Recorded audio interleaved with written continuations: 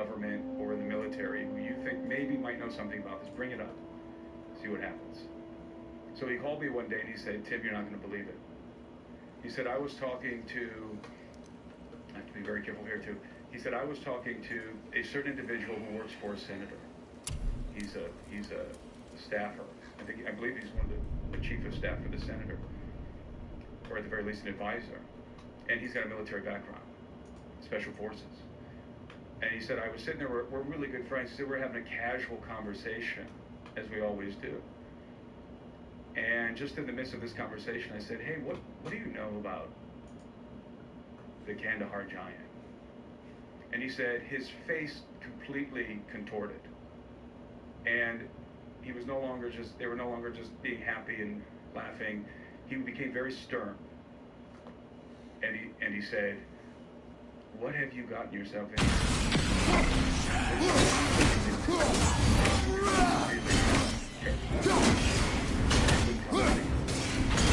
That's the kind of reaction that I get and others get whenever we try to make I don't know why it's so very fun. The question is, what would be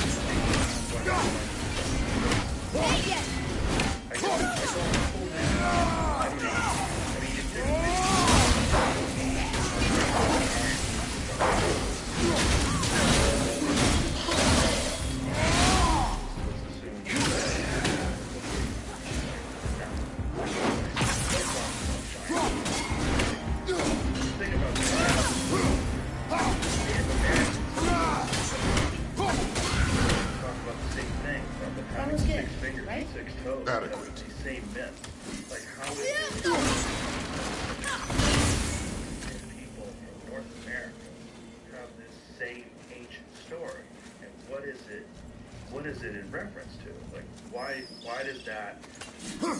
It's ubiquitous. The Legends of Giants are universal. I don't understand. Like, the stories about the Smithsonian are always fascinating. Yeah. Because the stories are, there have been archaeological digs, and they have seen, like, enormous femurs, like woolly mammoths or something, and then they realize, like, well, this is a giant human. And they find hair, and the hair is red. And that they take these bones and they tuck them away somewhere. I mean, this is always the myth. They tuck them away in the basement of the Smithsonian or somewhere else. And for whatever reason, the general public is not allowed to know about this. And I don't totally understand. What is it about giants that they would try to keep from us? Like, if they find a new species of dinosaur that's extinct, they'll let you know. That's amazing. They find Homo floresiensis, or however you say it, these little hobbit people. Yeah. Let you know. Look, little hobbit people. Pretty cool. Get away from me!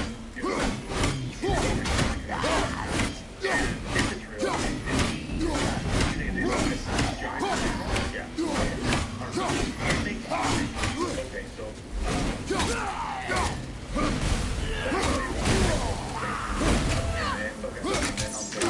why I think it's real, and I don't start any of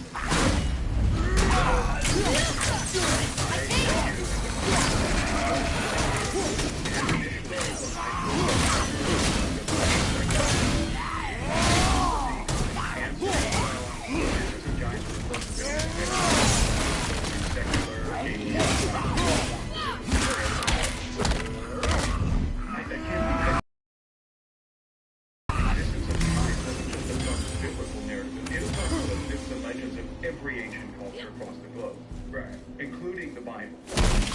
So it's not something that's specific exclusively to Scripture. So it would just affirm all these legends in general. So the only thing that makes sense to me, and the other line of thinking, by the way, would be that it would somehow conflict with the theory of evolution by natural selection, which I don't really buy into that either, because they would just say that this branch of humanoids, they descended from Gigantopithecus or something like that. I don't think it would be that difficult of a problem for the theory of evolution by natural selection either. I don't see them having that difficult problem here. So the only thing left on the table for me is that there's something very sinister going on in regard to the names of giants. And if you study the mythology of giants all over the world, especially in the ancient Near East, you will discover that there was in fact a cult of giants, that there were cultures that venerated giants, and that there was a very particular belief about giants. And this goes back to the Enoch. And the idea is that this race of beings who are not entirely human, but hybrids, that when they die, you can still make contact with their spirits, with their souls. They can be summoned. In fact, these are the demons in the New Testament of the Bible, these are the demons that possess people. This is the origin of demons, by the way, in Hebrew cosmology. So there's this pervasive idea, again, especially in the ancient Near East, that dead giants can be communicated with and can possess living human beings, their spirits. And so you have a cult of giants in the ancient Near East, especially among the Canaanites. And the Canaanites, they had, actually there's various customs and rites related to giants, but one of the specific ones that we know about is called Kispum, the rite of Kispum. There's a fantastic book written by my friends Derek and Sharon Gilbert called Veneration. They detail the rite of Kispum and the idea that contact with spirits and the veneration. And the rite of Kispum was practiced, broadly speaking, in the ancient Near East, but specifically among the Amorites and other Canaanite clans as well. And what they would do is they would hold a feast, and then they would invite the dead to come and join them at the feast. So this was a necromantic rite. And they would evoke the dead, and they believed that the dead would come and eat with them. Now, the kings, and specifically the Amorites, they would invoke the spirits of the mighty ones, the great ones, the giants of old, the Rephaim. The biblical account names various different clans of giants that inhabited the Levant during and after the conquest by Joshua and the Hebrews. And you had the Anakim, who descended from the Nephilim. You had the Rephaim, the Zamzummim, the Amim. These are various clans of giants that are specifically named in the Bible. Of course, we get Goliath of Gath. Gath is a Philistine city. After Joshua entered the promised land, they drove out and eradicated a lot of these giant clans. But some of them remained. Some of the individuals remained, and they were primarily went to the Philistine cities of Gaza, Gath, and Ashdod. We have Goliath of Gath, who David encounters later in the biblical text. So it's these heroes of old, these descendants of the Nephilim, that the Amorites and the ancient Near Easterners are attempting to make contact with, because they have knowledge, and these are possessing spirits. And so the rite of Kispum, the kings would summon the Rephaim by name, and you can find this in the Ugaritic texts. Ugarit was an Amorite city-state located on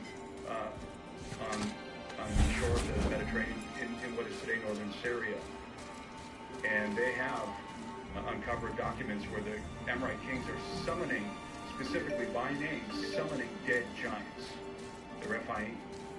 And the idea is to summon them and then to become empowered by their spirits, their possessing spirits. Again, this goes back to the tradition of Enoch, that the giants, when they die, their spirits are in sort of a state of suspended animation, and they can be revived, they can be resurrected, as it were, and can be made to inhabit the bodies of human beings. So there's this ancient cult that existed in the ancient Near East and other parts of the world. And it's associated with the cult of Baal.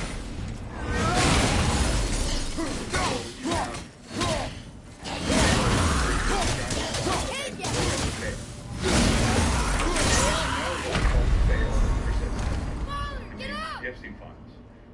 We know that the cult of Baal is still being practiced. When you say the Epstein Files, what do you mean? What is There's references to Baal, and there's this recurrent theme of Baal worship. And Baal, Jesus refers to Baal as Satan in the New Testament. So it's basically Satanism. It's a satanic cult. And how is it referenced in the Epstein Files? there's some references to Baal. I can't remember the exact references, but there's apparently a cult of Baal, and the elites, some of the elites, I don't know who, how many, but it's becoming increasingly apparent that there's an infatuation with these ancient Near Eastern cults, specifically the Canaanite cult. And so the reason why I'm going through all of this is because I think it's still alive and well today in society, and I believe that they're using the bones, the remains of giants in these practices. I think it's extremely dark. I think this is part of the reason why there may be a cover-up problem. Nothing else makes sense to me. Nothing else makes sense to me. In terms of the cover-up? In terms of the cover-up, what we were talking about. The cover-up, it makes sense to me that you have incredibly powerful, wealthy people that don't want to be exposed as being perverts and whatever the fuck they were up to. And there's all the weird shit with beef jerky and pizza. You know, there's these very strange references that seem to not be talking about beef jerky, not in some kind of code. Yeah. And there's also the fact that he brought an enormous amount of sulfuric acid, like right after he was indicted on the island. Like, I forget how many gallons of it, a barrel. Used his own body.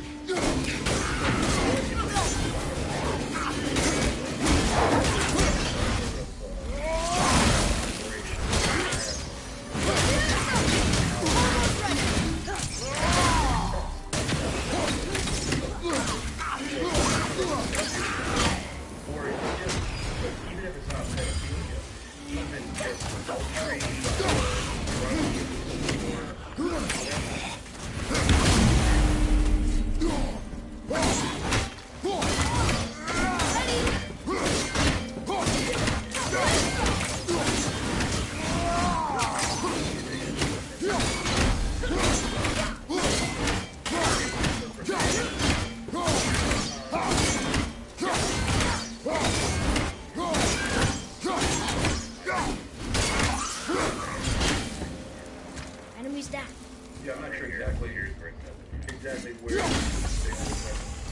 where there for one place for sure. Just imagine if it's the name of Satan, the name of the bank account. Yeah. Yeah, that's quite odd. Yeah, but that's at least creepy. Yeah, for sure. At least creepy. Yeah, so you have this scenario in which, let's just say for the sake of argument that it's true, okay, that the legends are true, giants are real, that you can make contact with their spirits through their bones, maybe through their remains, that, or at least people believe this. And so is there some sort of a method that they use? Yeah, well, okay, so this will get us into Sardinia. So whenever anyone asks me, what's the best evidence you've ever seen for the existence of giants? Now, you've already cited some historical context around this. The legend of giants is everywhere. It's in every continent. And you have giants, aside from biblical account, obviously more Mesopotamian giants.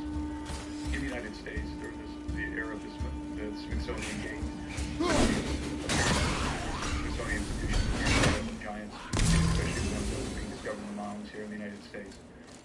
But it's pervasive. In Peru, there's legends of giants. And the natives, the indigenous peoples, absolutely believe there was a primordial race of giants. The same thing in Central America. They believe there was a primordial race of giants that was destroyed in the Cataclysm, specifically a flood. That's what the Inca believed. That Viracocha, the god Viracocha, created first a race of giants, but they were stupid and evil, and so he destroyed them in the flood. Same story down up in Mexico and among the Aztecs. And the Native Americans, six-fingered red-haired giants, and so forth. So there's a lot of historical context, and I would say how much anecdotal evidence just, at one point does anecdotal evidence just become evidence when it's so pervasive all over the world. Right. So as I was traveling and investigating different stories and legends, I went to Malta, which is very interesting. Obviously, lots of legends of giants in Malta associated with the megaliths. And then and then I kind of hit ground zero for giants, which is the island of Sardinia.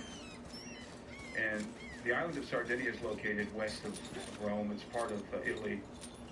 It's in the Western Mediterranean, below Corsica. And many people don't realize this about Sardinia, but Sardinia has the highest, has the most megaliths.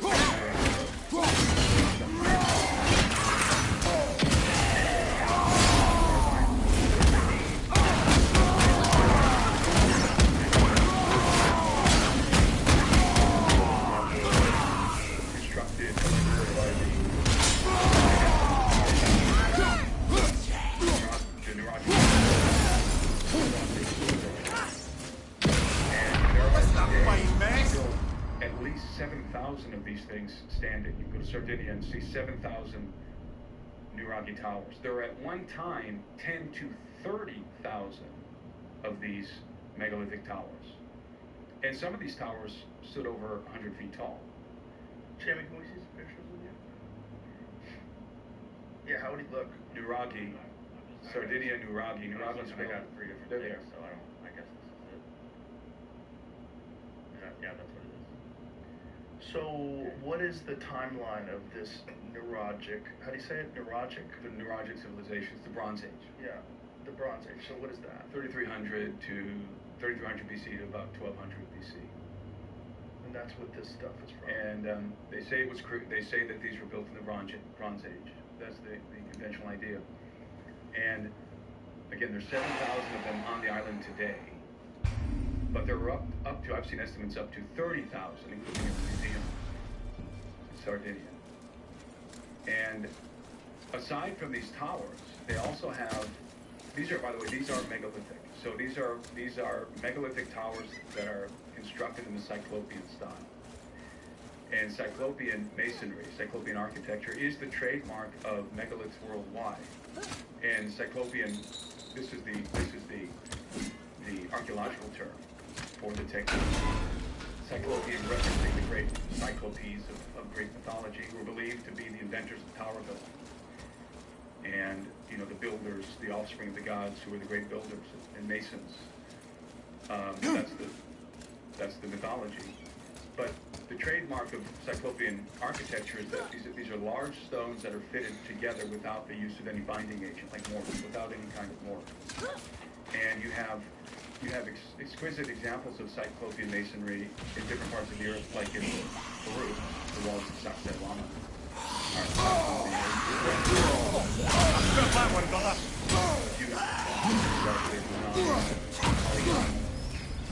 Tightly fitting blocks. These are crude blocks. They're probably worked blocks of basalt, granite, and granite that are fitted together without the use of wood. So they are good for and they had some of them were for defensive purposes. That crown at the top, and that platform was buttressed by other very large stones that were finely cut, sometimes basalt. I've seen some of these stones in Sardinia. And I've been to the island a few times, researching the towers, the giants. And aside from the towers, these megalithic towers, you also have megalithic tombs, which are called to this day the tombs of the giants. And you could go and visit them. There's 800 of them extant today. And archaeologists believe there were many more in the past. I don't know exactly how many, but oftentimes it seems to me that the towers and the tombs are closely associated. I can feel it. Switchers! That is interrelated. And the megalithic tombs of the giants, the legends, they were located in bodies, but today you have even fit bodies inside. Not yet! I did. And 8, 9, 10 foot tall guys in these tombs without a problem. And there's two different styles of megalithic tombs in Sardinia. You have the stele style, which There's a large steely stone, monolithic stone in the front with a little doorway in it, and the doorway is almost like a little doggy doorway at the bottom. Atreus, here. But it's big enough. I mean, a young person could crawl through it. And then you have the trilithon doorway. This style of megalithic tomb, which is a larger doorway. You still have to, like a guy my size, you still have to bend down to get inside. Ready, A lot of people misunderstand about Come on, get up, brother! house the bodies of giants. They were built on top of the interred giant. So the giant was inhumed beneath the tomb. It was buried beneath the tomb, and then the edifice was built on top. So that opening... Where are you getting this information? Oh, this is known in Sardinia.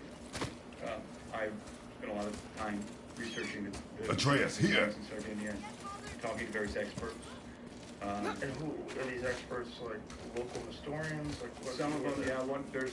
You can go to the. You can also go to the museums in Sardinia and read a lot of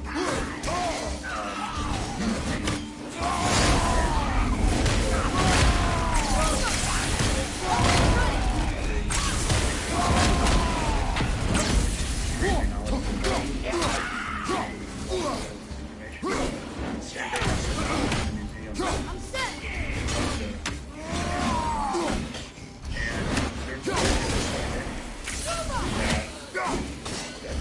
Father, get out of there. And this is a necromantic rite. And describes this is the tomb. You walk into the tomb, it's pretty large. You walk into the tombs, there's a gallery inside.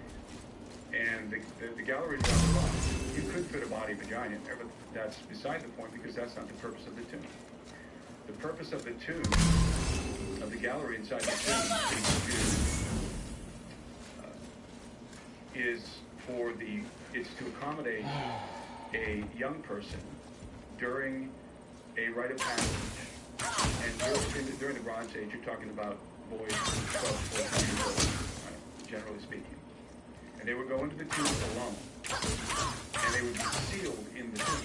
So that little doggy door that's in the steely version of the Tomb of the Giants, they would crawl in there, and then they would be sealed inside. And there's a little, on most of those steely tombs, there's a little hole at the top as well. So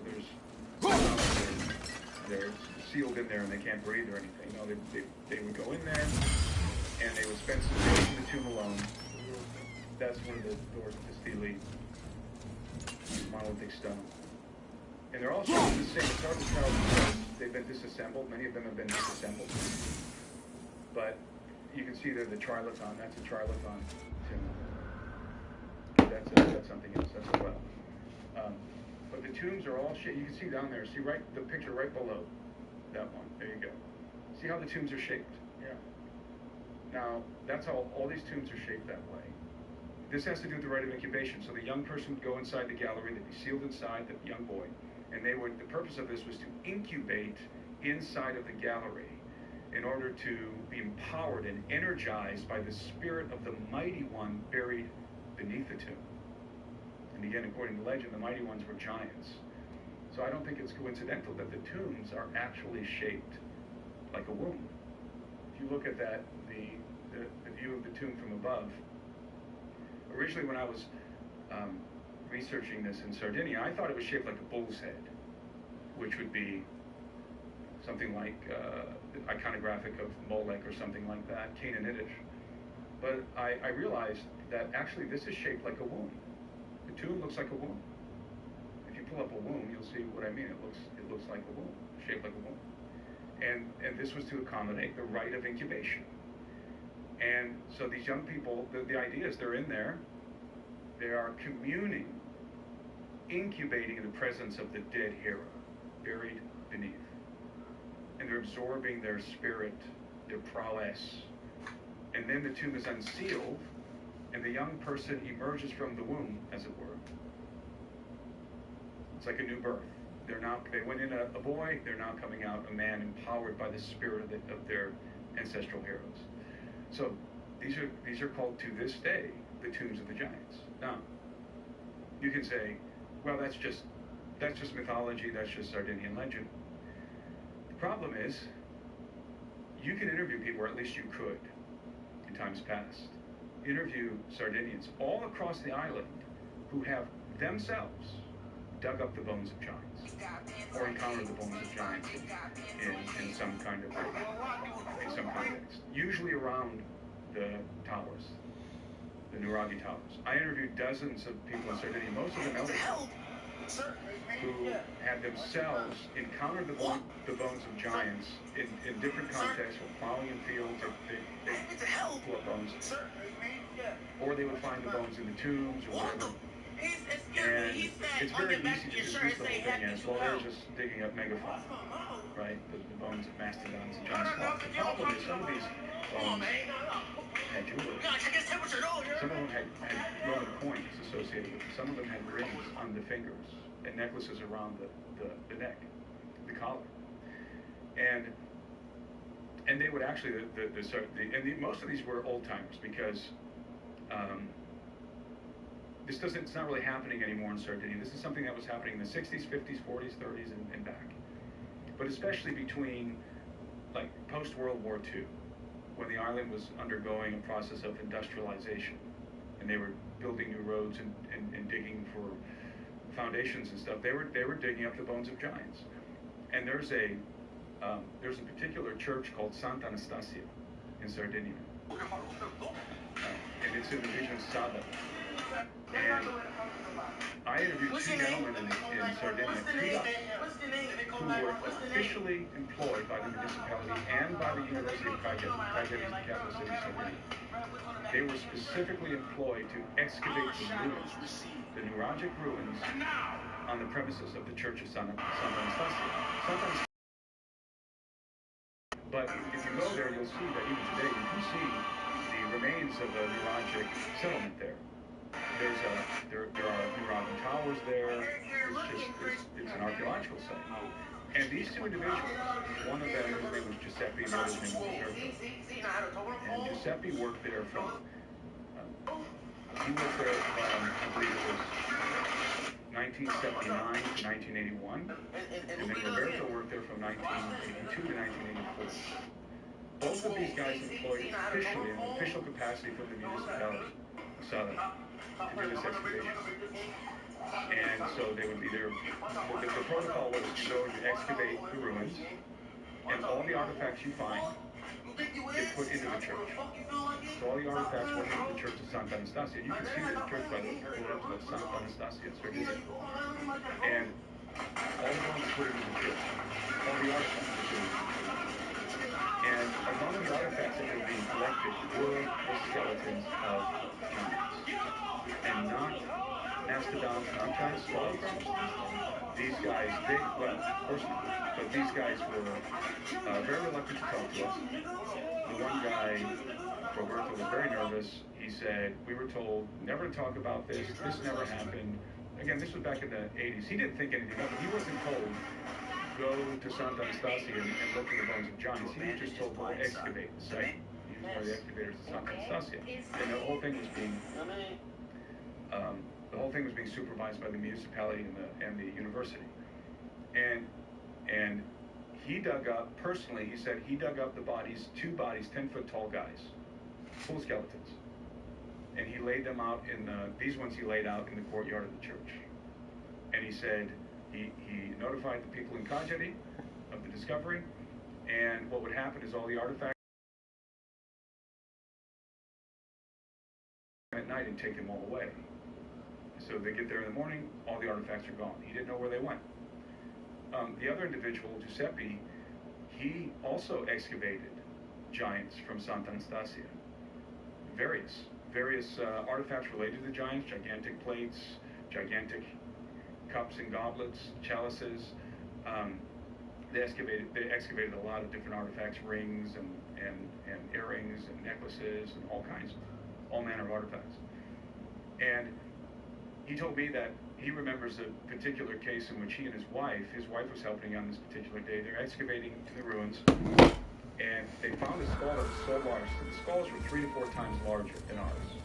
He found this skull that was very large, and it had part of the vertebrae attached. Some of these remains were not just skeletal. There was like almost like mummified. And he and his wife together carried it into the church. He told me that while they unsealed a compartment inside of one of the towers. This large room that was sealed. Like it had collapsed or whatever, sealed. And they opened it up, and they went inside, and there was a giant, this very large person sitting at a table. And there's a really large plate and an oversized chalice there, and he was eating oysters and mussels and clams that were still on the plate. And he was very large. I mean, these guys they're when I say large, they're 12 feet tall. That's how tall these guys are. And it was remarkable. He was extremely well preserved. And because apparently he had been almost like hermetically sealed in this thing. And so they took all the artifacts and bones and put them into the church, and the next day they were all gone. I mean, this was the procedure. These guys uncovered a lot of interesting stuff that one particular excavation, the Church of Sant'Anastasia in Sadler. And they were filling the church up with so many artifacts that Giuseppe told me that he went over to the mayor, and he told the mayor, is there anywhere else that we can put these bones, these artifacts, because we're running out of space in the church? And he was surprised at the mayor's response. The mayor looked at him and said, mind your own effing business. Put the artifacts in the church and shut your mouth. So, these are the kind of stories I would hear all the time in Sardinia.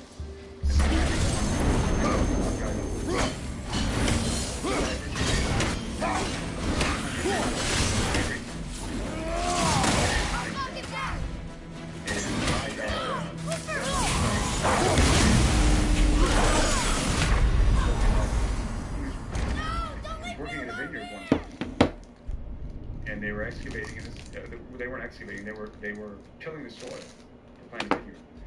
And as they're tilling the soil, they start to dig up bones. And they realize these are very large skeletal remains. And they found like 20 of them, and they were laying on top of each other in a crisscross pattern. And so as soon as they started to find these bones, the owner of the vineyard said, stop.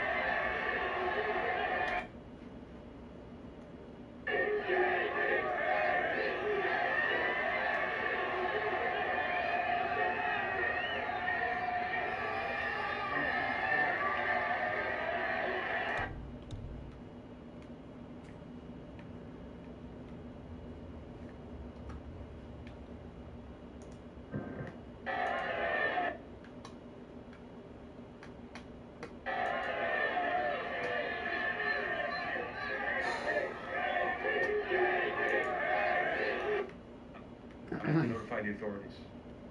So So he notifies the authorities, and he came back to the workers and said, "You guys have to get out of here. The authorities are coming. You have to leave now."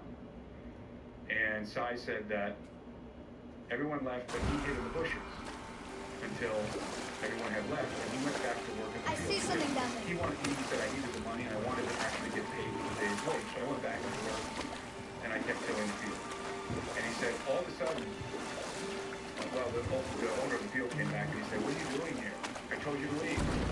And he said, "I needed the money, so I'm going to keep working." That's an The guy said, interesting "No, I'll deal. pay you I double, wonder just about get that. out of here." While they're talking, the government got involved. And they pull up in some various vans, and they come out, and they start taking pictures of all the bones. And they take pictures of the bones, of these skeletal remains that are laying across configurations, and then they load them all into the vans.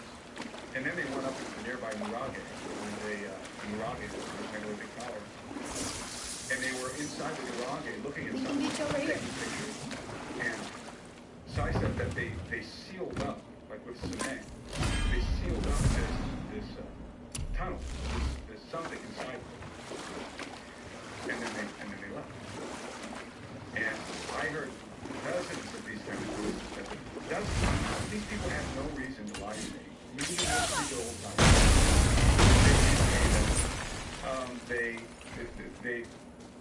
They live out in the country. I don't know if you've ever been to Sardinia. It's like going back in time.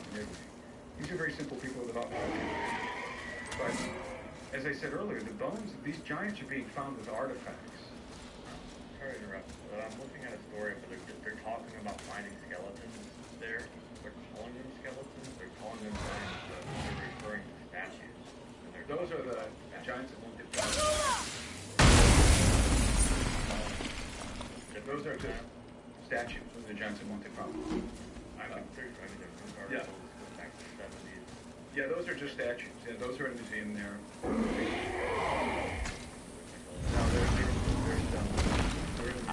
Fafnir. I always wondered what became of him. Wait, Fafnir? Like, Fafnir's storeroom Fafnir? The very one. But Sindri said he was a dwarf. He was. Now he's a dragon. Funny how life works, isn't it? Some people He's wonder chained if up. those statues Perhaps we should keep an eye out for binding shrines and free the poor bastard. Aye, lads? of the giants. I don't know.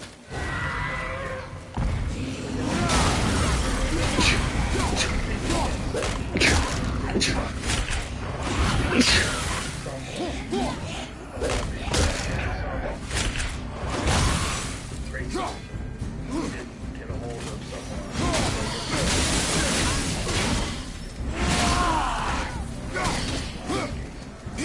Is there anything else?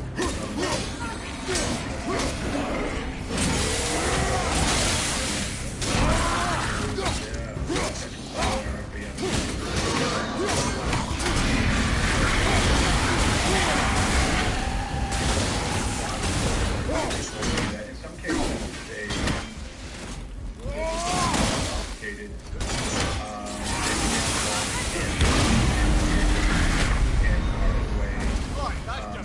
Sai told me another story where he was digging a foundation for a house, he and an associate, and they came upon a very large sarcophagus, and they pried it open, and he said there was a body of a very large person inside that had a black, it was wearing some sort of black fabric, and there were coins that were minted from Antoninus Pius from that time. And they reported there was a local priest, and they told the priest that they found a body, they found a dead body. Down. Break the bones up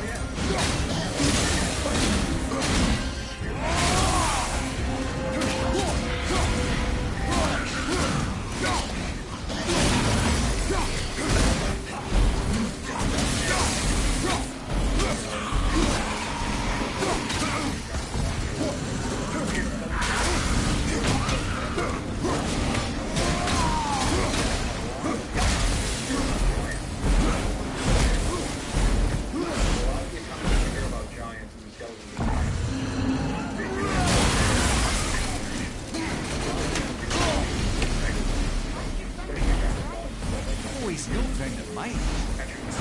Throat was a constant source of annoyance amongst Aesir and Vanir alike. Why free him? Trust the recently liberated brother. No one deserves to be held captive like this. A greedy little dwarf come dragon. Chronicles of these the chronicles chronicle the history of the conquest of the world.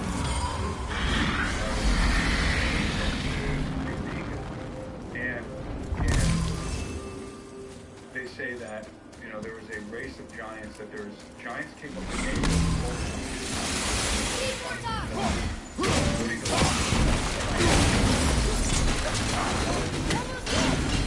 and these giants Never answered the boy's question, Ed.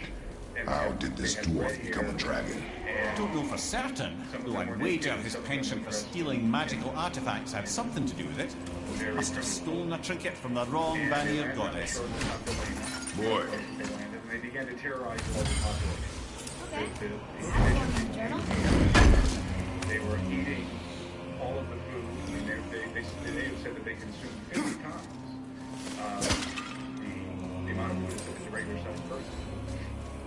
And they said the giants were eating wells. They dug these really deep wells, but you can still see the monkeys. So we can still see them today. They built these houses with very large blocks.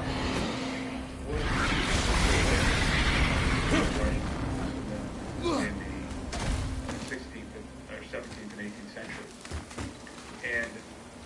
And according to legend, these giants, they were sodomites, and they didn't have any women with them.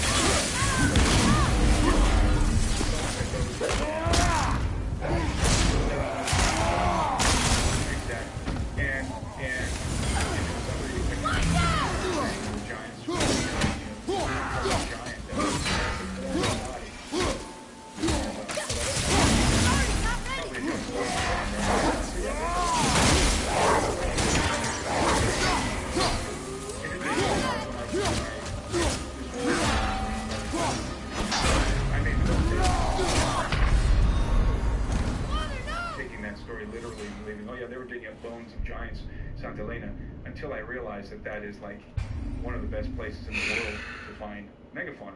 So obviously you have to concede to the fact, reality is big enough megafauna. However, there are other stories that come from the chronicles in Peru where there's no way they're talking about megafauna. And these stories come from the same chroniclers.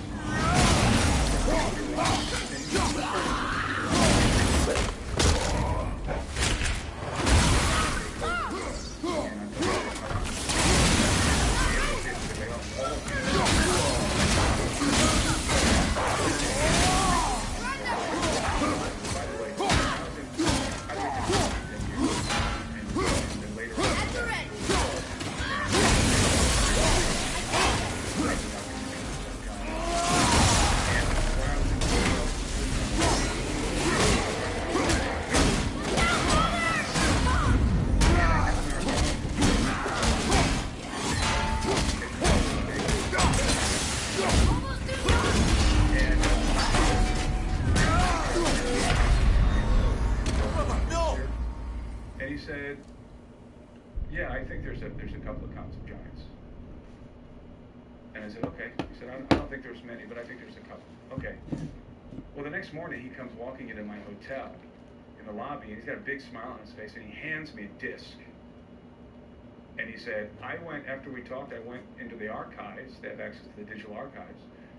And I did a word search to try and see if I could find some of these accounts of giants. He said, I cannot believe how many references to giants there are in the chronicles. And he handed me the disc. I opened the files, and indeed there were many. Now, some of them were in reference to Santa Elena.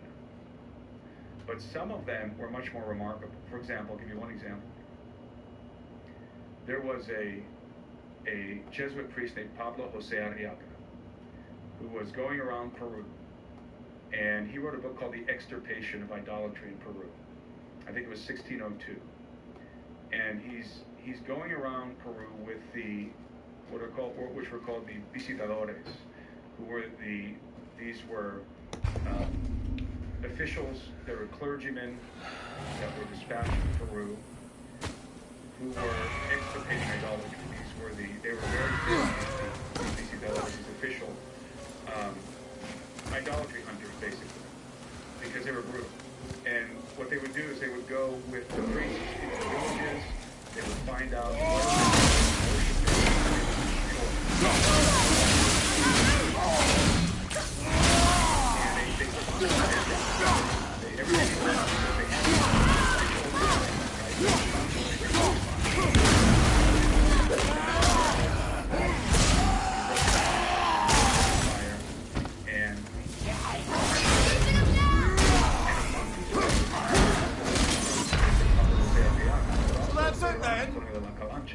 who is a Augustinian monk, enlarges the story. He expands on the story using other documents, including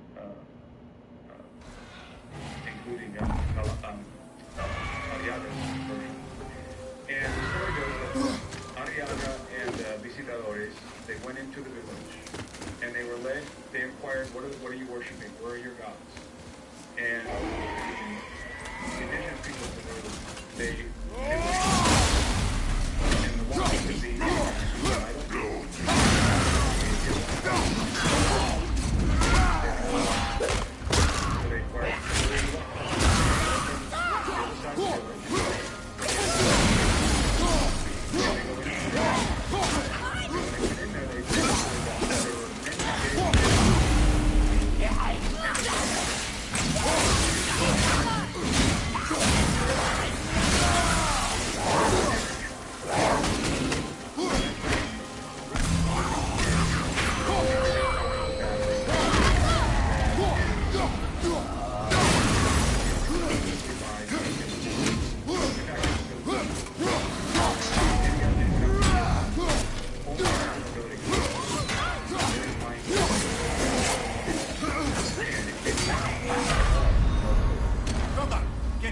indigenous people, they can't wear kumbi, but yet they dressed these two, and said that the bodies were well preserved, almost like mummified. They dressed these two giants in kumbi, and they were enshrined in this tomb. And so when they realized that they were worshiping giants, dead giants, and the natives told them that these were their ancestors, these were their progenitors, they told them, the visitadores, idolatry. They took the bodies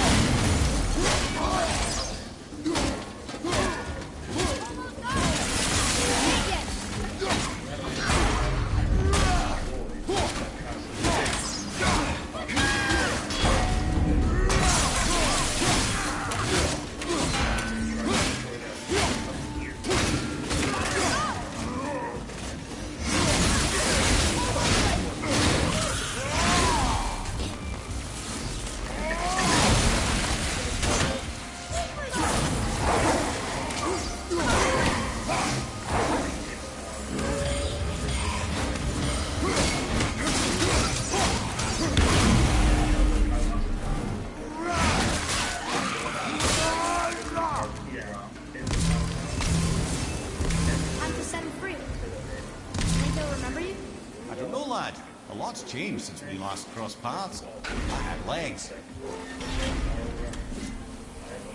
All right, the historical figure widely referred to the destruction of the colossal temple. In failed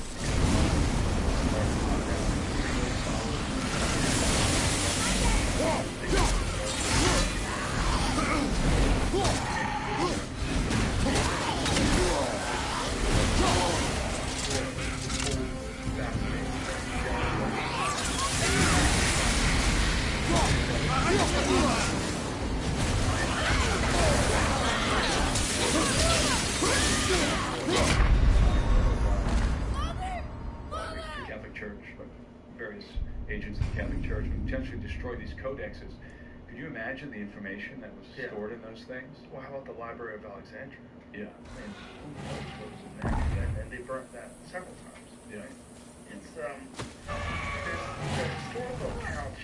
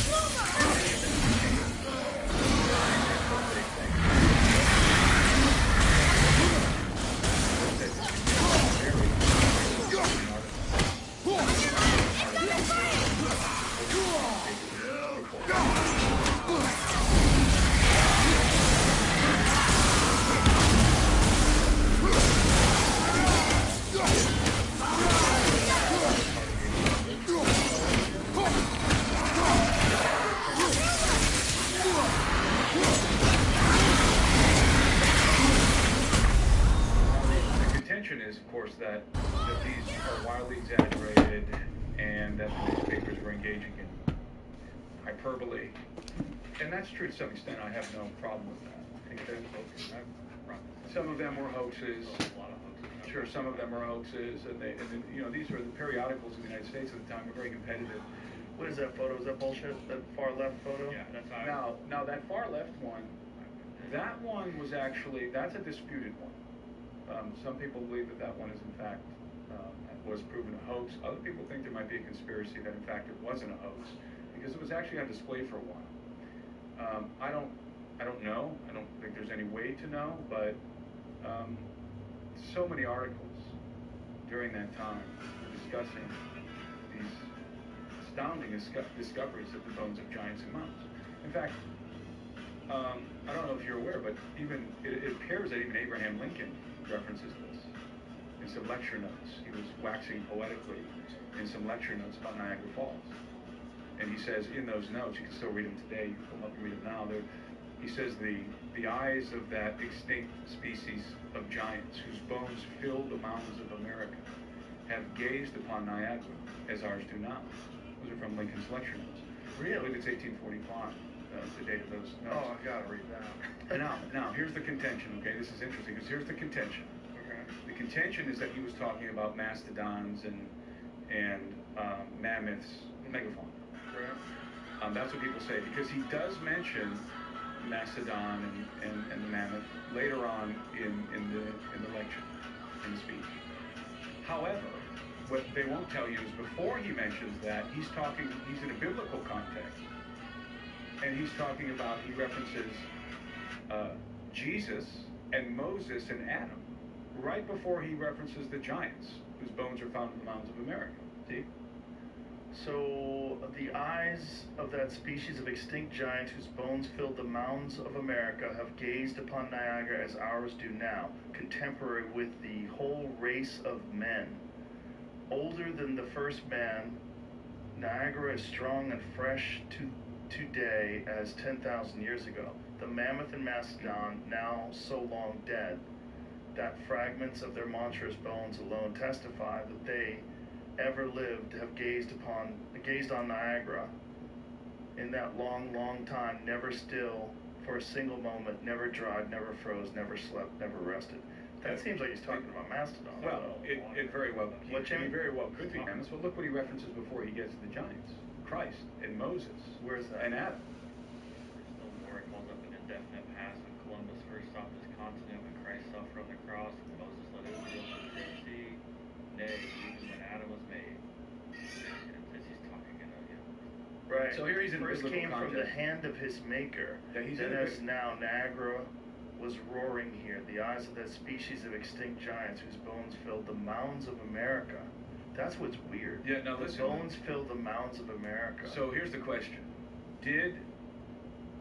were the mounds of America filled with the bones of mastodons and giant sloths?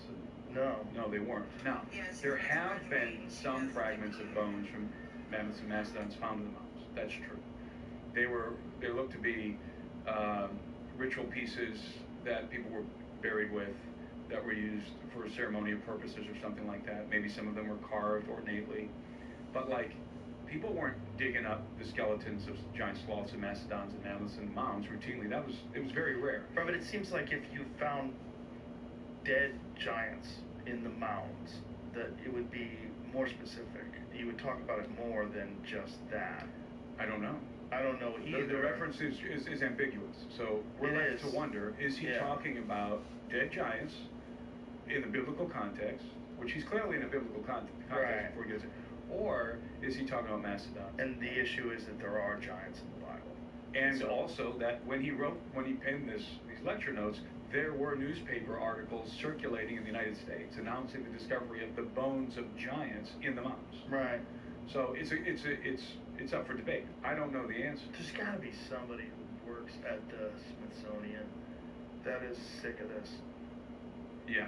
There's got to be someone. We need that guy. There's got to be some whistleblower that just take your fucking camera phone, get down there and film something, man. It seems like if there really are some remnants of some of these things. And the thing that's interesting is, what is the museum that John Reeves has issue with?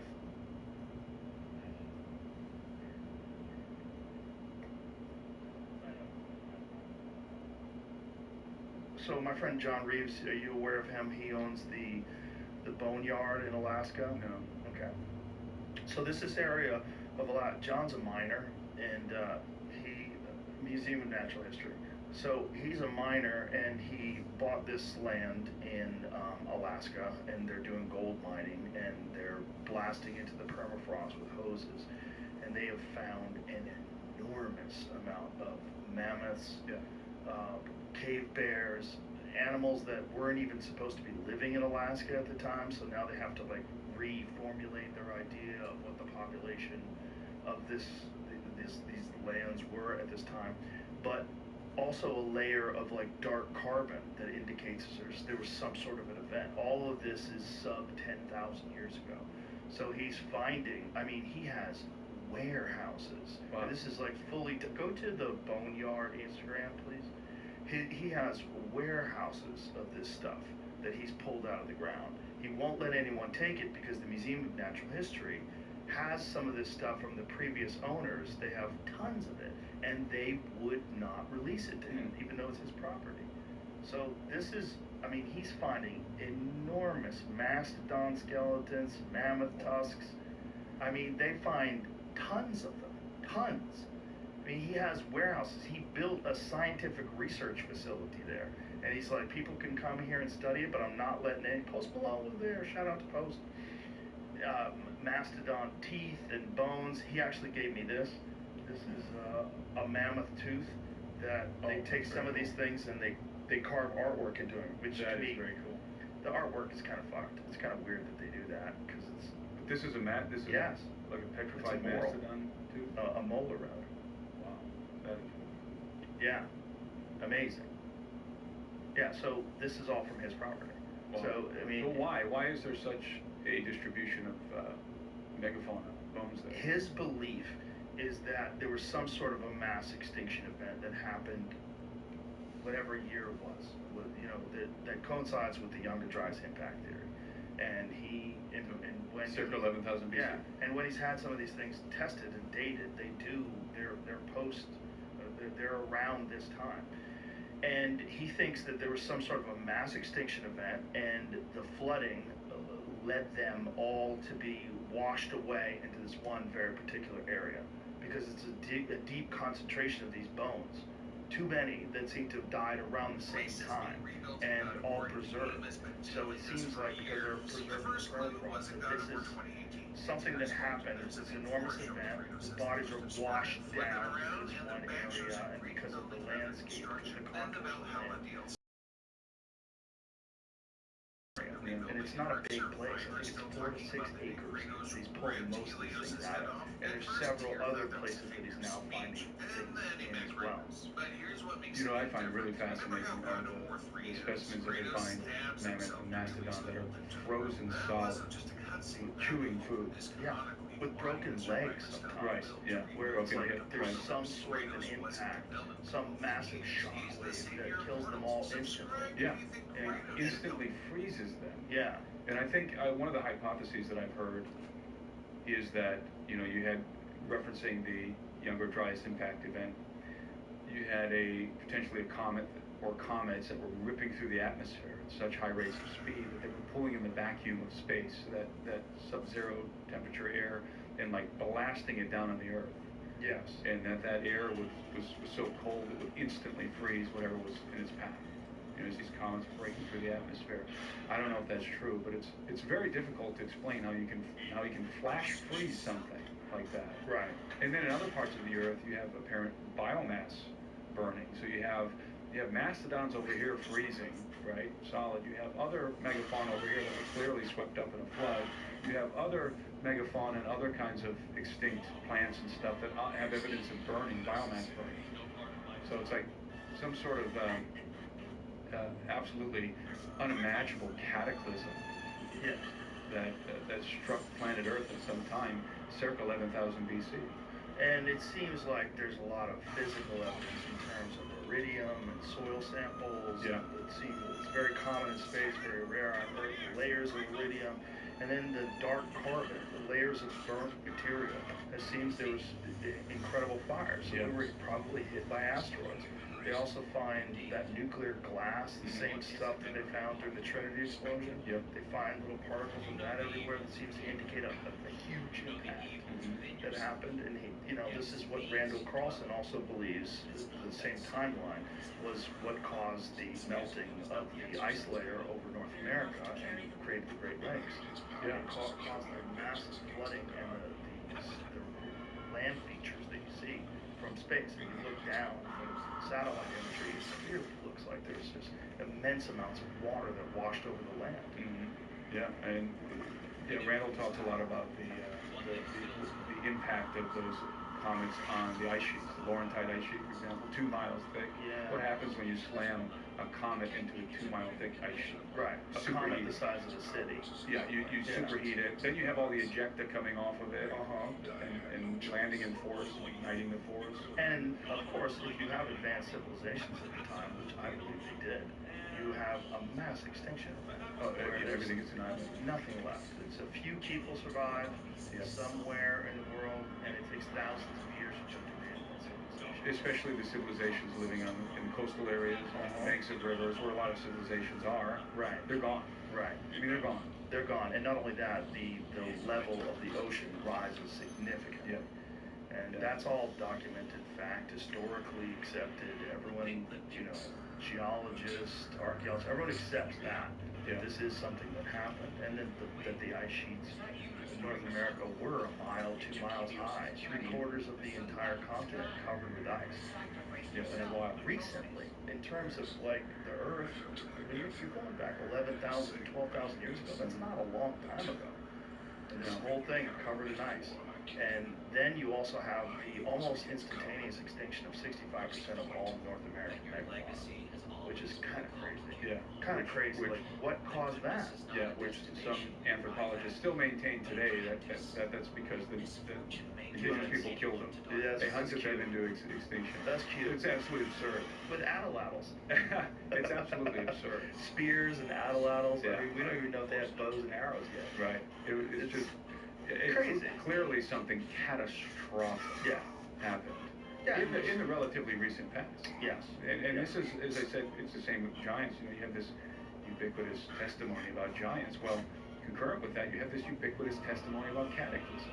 Have you seen the work that there's this Italian guy, I'll send you the article, Jamie, there's this Italian guy that is proposing that I'll send it to you, Jamie, that there's a way of measuring the erosion on the outside of the pyramids that he believes indicates they are at least 10,000 years older than we believe so far. I'll send this to you, Jamie.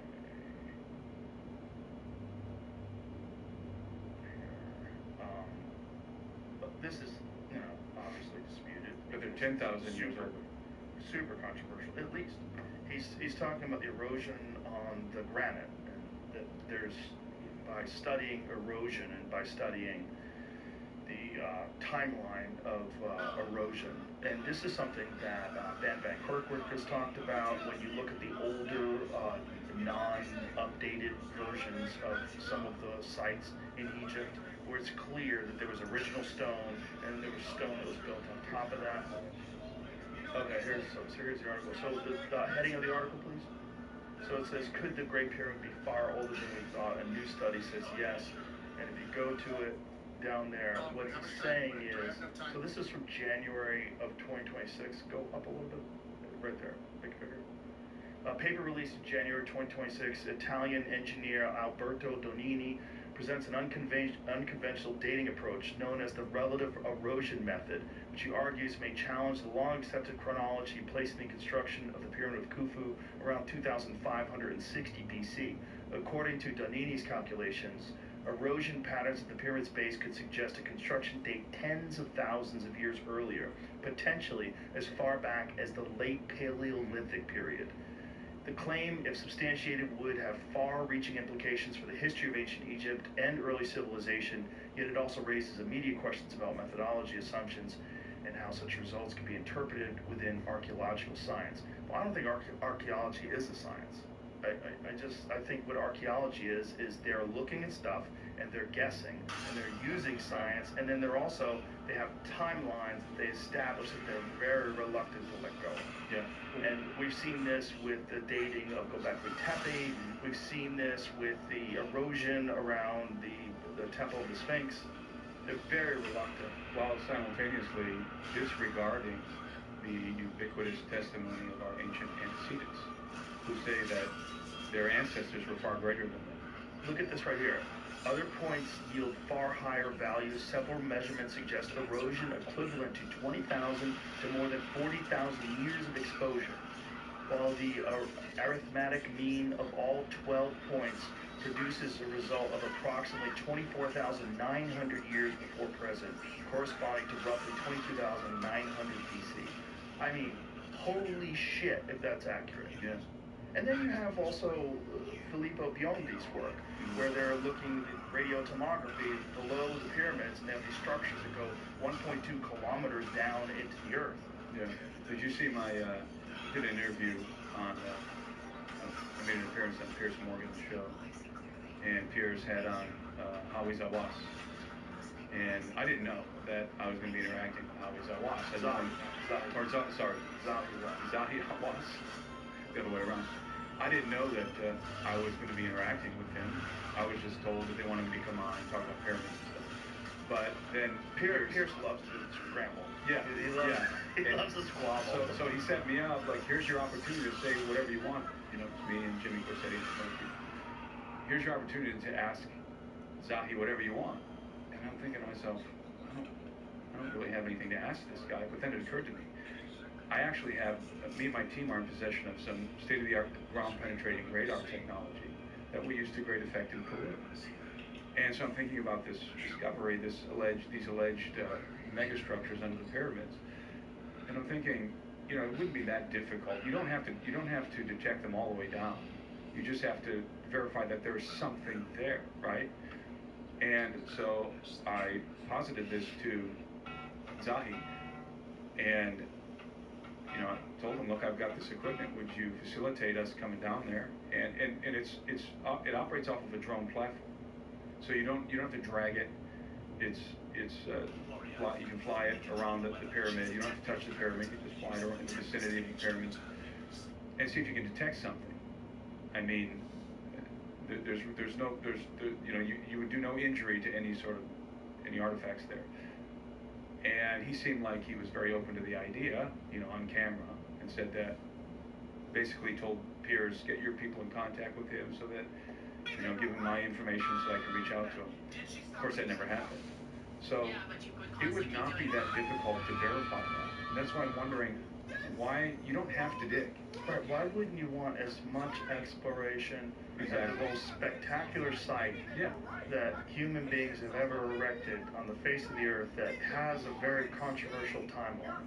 That's right. I mean, even the conventional timeline's super controversial because, like, how the fuck did they do it? Mm-hmm. Even if you just accept that it's 2500 BC, okay, great. Yeah. How? I mean, I don't know why it being older is more controversial because it's still the same people, it's human beings that lived a long time ago. That's all we're talking about. Yeah. But why are they sticking to 2500 BC? It's because they've always said that they know. Mm-hmm. They've always said with great certainty and from a position of authority that this is what we know. We know Khufu did this. We know this guy did this. But you don't really know. Mm-hmm. And there's also incredible amount of evidence that these guys wrote their name on everything.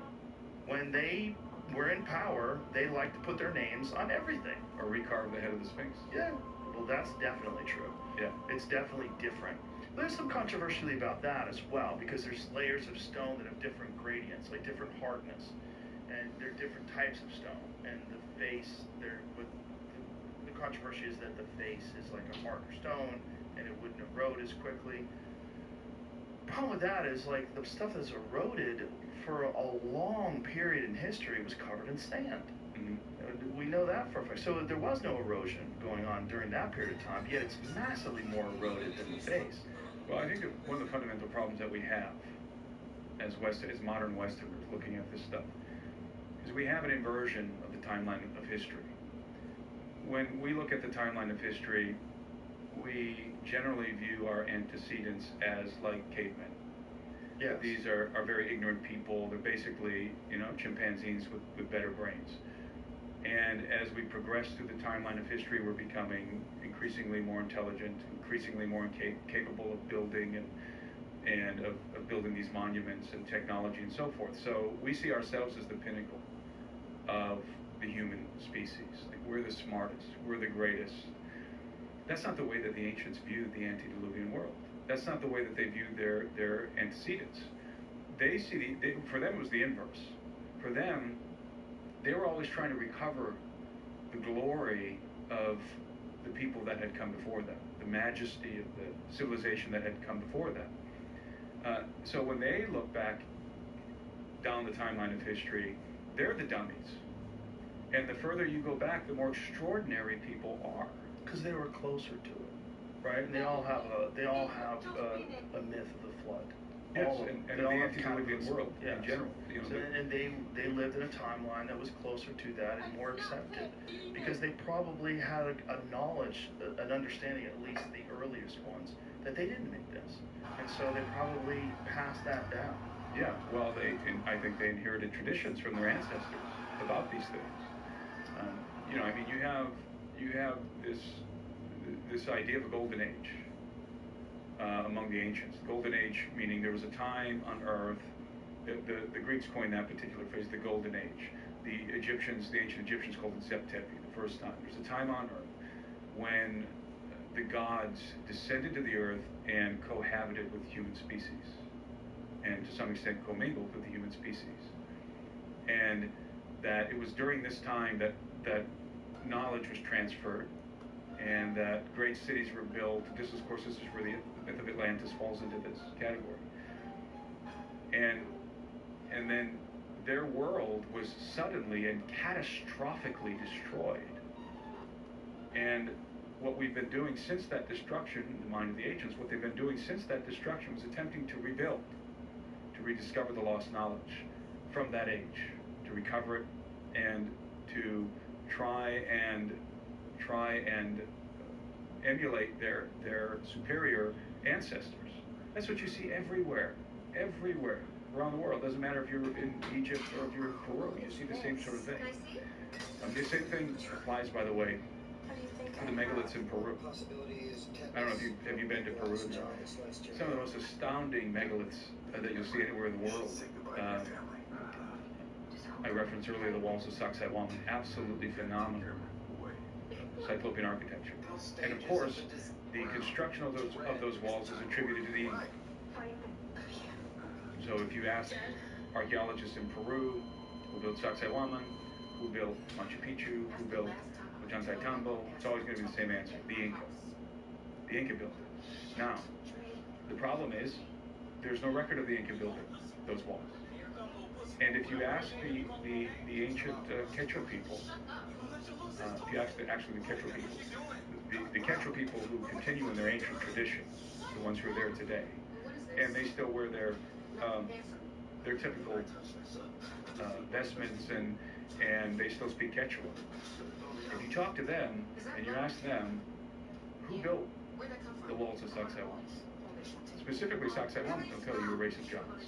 This goes back to those, our progenitors, the giants. The giants built Sacsayhuaman. If you go up to Titicaca, Lake Titicaca, and you ask the Aymara people who built Tiwanaku, which is on the other side of Lake Titicaca in Bolivia, who built those megalithic edifices, the giants, our progenitors. That's what they'll tell you. So, and I don't necessarily think that giants built all this stuff. I don't necessarily think that at all. I just think that everyone is acknowledging that something extraordinary happened in the past. That our antecedents were much more impressive than we've given them credit for. I mean our antediluvian antecedents. And that in many cases, like you said, there's no inscriptions on megalithic stuff anywhere. You go to Machu Picchu, and it's apparent that in Sacsayhuaman, Machu Picchu, Ollantaytambo, and other places in Peru, it's apparent that the Incas certainly built on top. And they took advantage of these megalithic foundations, right? Anyone would. I mean, if you're going to build an edifice, you would use the superior foundations here, massive stones, and you build on top. And you try to emulate that style of building because it's anti-seismic for one thing. So in Machu Picchu, it's evident to me, and I think anybody who walks around that complex, you can see, and we have to keep in mind that much of Machu Picchu today is a reconstruction. It's an archaeological reconstruction, except for the foundations. We have pictures from Hiram Bingham, original pictures in black and white of what Machu Picchu looked like when he discovered it, accidentally. And what's there? The megalithic foundations are there. That's what's there, the megalithic foundations. And you see, and the Inca built on top of those foundations. And that's what a lot of the archaeological reconstruction today reflects. So if you walk around in Machu Picchu, I remember I've been there several times filming and doing different things, and I remember one time I was with my colleague Anselm P. Rommel, and we had a guide with us, and he was an older gentleman, very, very knowledgeable, and he was one of their official guides, Machu Picchu. And we're walking around, and he's telling us different things about the Inca and how they did certain things. And certainly the Inca built a lot up there. There's no question about it. The Inca were impressive. I'm not taking anything away from the Inca. But if you look at some of the edifices at Machu Picchu, you can see these magnificent megalithic foundations, big stones, polygonal, fit together so tightly you couldn't pass a butter knife between the joints. And then you have on top, what sometimes people describe as Inca slop on top, where it's like they're kind of trying to match the style of below, but it's not as precise, it's not as fine. And you can see the clear delineation between the megalithic and then what the Inca are doing, and then also the archaeological reconstruction. And I remember asking this guide of ours, this beautiful, this exquisite polygonal foundational wall with just sort of crude Inca stuff on top. And I said, why are there two different styles here? Why do you see this large megalithic blocks fit together so precisely, and then you have this other style? And keeping in mind the archaeological reconstruction, but there was enough of the site there that they could model what they did based on what the Inca had done. And he said, because they liked the way it looked. That was the answer. They liked the way it looked. And I said, you can't really believe that. I mean, you're not an idiot, right? They didn't do that because they liked the way it looked. The reason why there's an inferior mode of building on top of those megalithic foundations is because they didn't know how to do that. They did the best they could, and they were very good at attempting to adopt the Cyclopean style. They were good, the Incans. But the only reason you would do that, the only reason you would put inferior architecture on top of superior foundations is because you don't know how to do that. Yeah, well, it's also just the sheer size of these blocks. It just gives you so many questions, because it's not like you could recreate that with whatever the Inca had. That's what's confusing. In order to move those stones into position and then put them and construct them in a way that it appears like they've been melted into place. Yeah. You're like, how? How are you moving them? How are you placing them? What do you use? You should go to Ollantaytambo. Okay, so you go to Ollantaytambo, which is in between Cusco and Machu Picchu. You have to go to Ollantaytambo to get on a train to go up to Machu Picchu. It's the only way to get there. And Ollantaytambo has some of the most exquisite megalithic architecture on planet Earth. It is so beautiful the way that they were able to. And there's two different styles represented there. You have the polygonal, like at the walls of Sacsayhuaman in Peru, and then you have the interlocking blocks, like at Tiwanaku. Both of those styles are there. And there's this one spot at Ollantaytambo that I love to take people to, because you're going up the stairs, and the wall curves. As you're going up the stairs, the wall curves. Now, if you and I were building a wall today, even if we were like the best masons in the world, and we're building a wall for, I don't know, for some billionaire in his house, we would interlock the blocks in the corner like everyone does everywhere, right? Or if it's cement, you could take cement, because cement is pliable and you can make whatever shape you want. But if it's blocks, you're going to interlock the blocks into that corner or do something like that. You know what they did at Ollantaytambo? They curved the stone into the wall. They curved the stone, so they took the stone. Is there images of that we can look at? Yeah, you can pull up stones like that. And they cut the stone so that it curved into the corner. Like, who would do that? That is so intricate. That is so difficult. And by what technology? By what technology? But here's the interesting thing: you find the same fingerprints of these builders all over the world. You find the same thing in Egypt. They curved stones. Some of those stones are curved into the corners. And other places where there's megalithic constructions. I mean, these guys, there was like a ubiquitous knowledge of masonry in the world. The fingerprint is everywhere, everywhere you go. And it's interesting because one of the things I was trying to convince this guide of ours at Machu Picchu this one time of was, look, here's a problem. You guys come over to Machu Picchu. So here it is. So yeah, that's Sacsayhuaman. Are you talking about that? No. No, I'm talking about a stone that's curved. See that there where it says Inca stonework? In the middle. Yeah, right at Sacsayhuaman, they'll take a large stone. That one looks like it's curved too in the wall, but that's not a very large stone. Sacsayhuaman will take a large stone and they'll curve it into the wall. I don't see Sacsayhuaman in any of those. You have to type. I'm sorry, not Sacsayhuaman. Ollantaytambo. Ollantaytambo. How do you spell it? Ollant. Ollant. AY. TAMBO. OLLANT. AY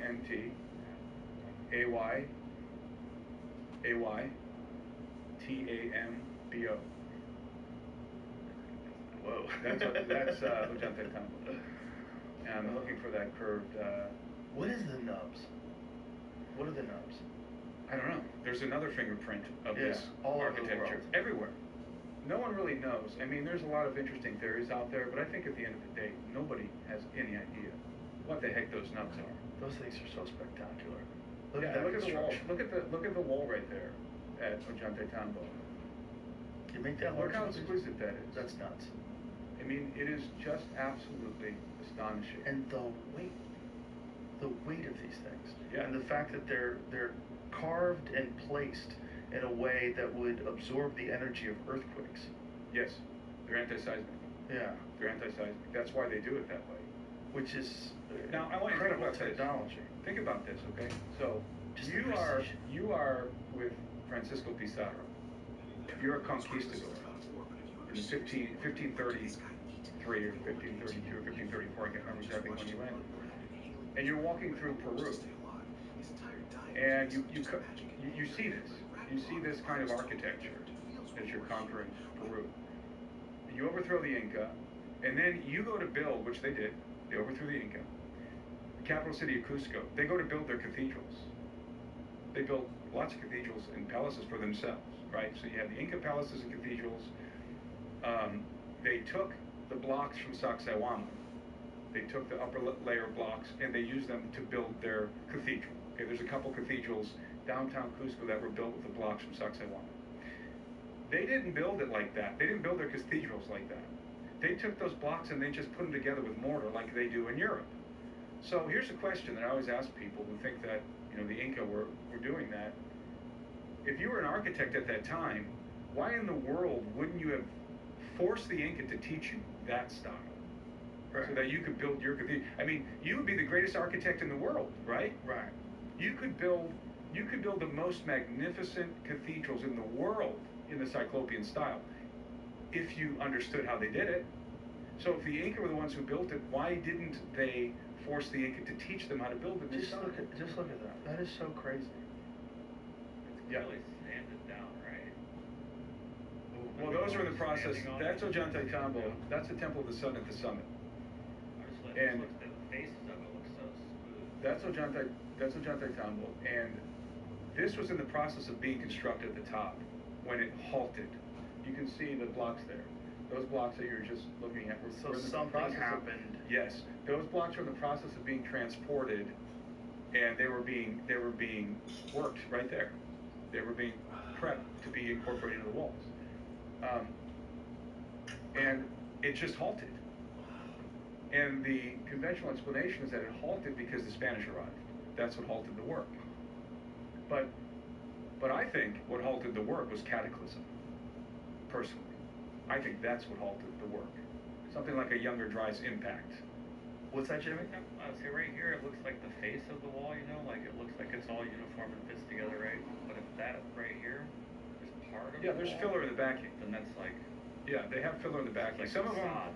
Yeah, some of them, the blocks it's just gigantic blocks. Others, it's like the facade is exquisite and Like we have here. It's actually fitting. Right in the background. You see this right at the other studio. Uh-huh. Kind of like that. Right. I know what you're saying. Yeah, but except these are more... Sure.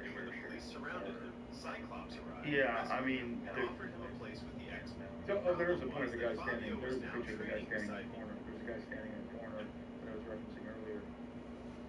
There it is, right there, that guy. No, the one below it. I don't think you can see the corner very That well. right there, the middle. You see the guy in the blue standing there? Yeah, right there. Behind him, you can see how the stone below him, it's curved into the corner. That's not a separate stone. It's literally curved into that corner. It's just so mind-bending. The nubs are weird. They are weird. And it's weird that they occur all over the world. And it's like, it speaks almost to like, is that how they carried them and placed them? Is that a part of the construction? Is that something about how they made them, that they left these nubs? Like, what are the nubs? No one has any idea what the nubs are. That seems so weird that we have no answer to a feature that occurs over and over again in all this megalithic architecture. All over the world. I think you've shown these three. They kind of look like the nubs, but they look way different. Yeah, they're a lot rougher. See those Right. smaller pieces of stone there in between the large blocks? Mm-hmm. That's an anti-seismic property. That's a technology that they use so that the rocks can shift and move and not crumble. It's ingenious. And like I said, you have two different styles here at Ollantaytambo. You have the polygonal, and then you have the interlocking rectangular. Those are two different styles in the same site. That's one of the things that makes Ollantaytambo fascinating. And that rectangular interlocking style comes from Tiwanaku, which is another amazing megalithic site in Bolivia. What's interesting is when you combine all these sites all over the world and you have all these questions that are very similar. Like how did they do this? Why is this stuff the oldest stuff? Why is this stuff the bottom stuff? Why is the base of it the most spectacular construction? And why does it seem like more primitive stuff is on top of that? Because I like the way it looks. but it's the same question over and over again, and the reluctance to propose that perhaps the oldest stuff is more complicated because the civilization is more complex. That's it. That's what they're unwilling to. That's it. They're unwilling to open up that door, but that door is the only door that makes any sense. It's not only the civilization complex, the knowledge was universal. That's a problem. That is a problem. The knowledge was universal. Because that means you're talking about a seafaring, traveling civilization. You're talking about something that's a lot more impressive than cavemen, right? Right. So, especially if this Italian guy is right in terms yes. of because 20,000 BC, we're supposed to be just brutes. Mm-hmm. Oh yeah, cavemen. Skin wearing, yeah. We're wearing animal skin. Yeah. We have spears. You're a chimpanzee with a better brain. Yeah. Back then. Yeah. And as I said before, you look at that kind of architecture, and you and I, were we to encounter the Inca, go back in time, the Inca are still around. The builders, the alleged builders of these monuments, I mean, they were building Ollantaytambo, right? When you arrived, they quit building. Why did the Spanish architects not incorporate any of that into their buildings? Why did they not learn the technique? That's superior technology. Yeah. That's anti-seismic. And the point is illustrated because in Cusco they built their cathedrals, right? They knocked down the palaces of the Inca, and they raised the cathedrals in Cusco. And guess what happens?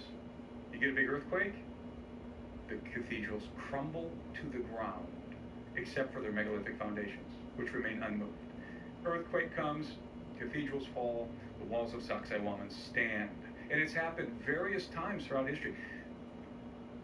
What architect would not have taken advantage of that knowledge had it been available to them during the time of the Inca? Yeah.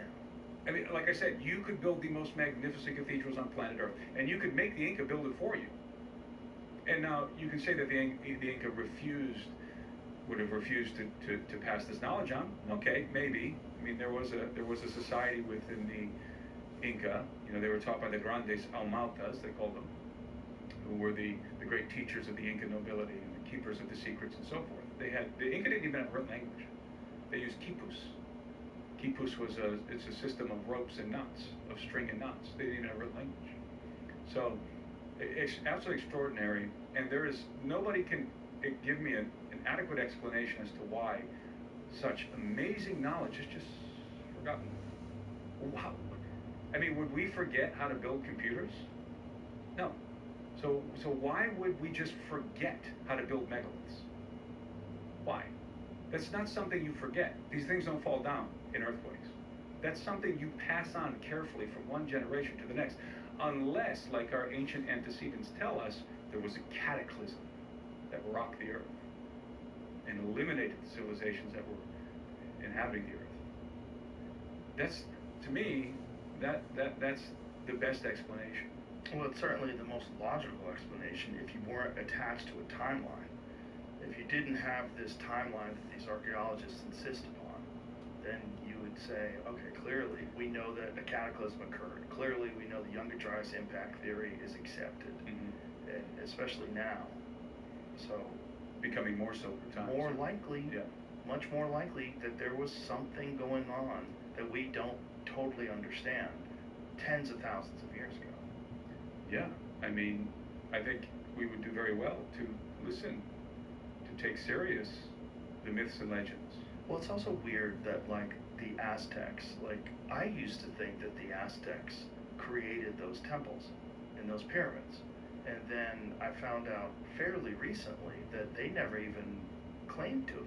No, they say they found them, and that these were the birthplace of the gods.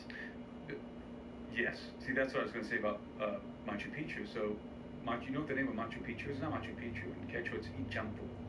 And Ijampu means the abode of the gods, or the dwelling of the gods. This is how they viewed the megaliths. I mean, this is how, if we were primitive people coming upon these megalithic structures, what would we think? The gods must have done this. The gods lived here. And so then we would rebuild. We would re-inhabit the habitation of the gods. Yeah, why would you live anywhere else if you live there? Right, and it would be the nobility. Dopest architecture you'd ever imagined. Exactly. It's right there. Why would you let some idiots take it over? You wouldn't. Give me that. That's mine. You wouldn't. Yeah, of course. You know, there's also the weirdness of Peru, like the Nazca lines. Like, what the hell is all that about? I don't know. That's a great mystery. There's a lot of weirdness to Peru. There's a lot of weirdness in Peru. And how about those, the ancient tapestries that show those three-fingered, three-toed, big-headed people with big eyes? And it's ubiquitous. And these are 1,000 years old. Mm-hmm. And then you have the Paracas culture, those massive, elongated skulls. Right. In the Paracas culture, by the way, you know, people see these elongated skulls on, and I've been to Paracas a lot. I've done a lot of research down there on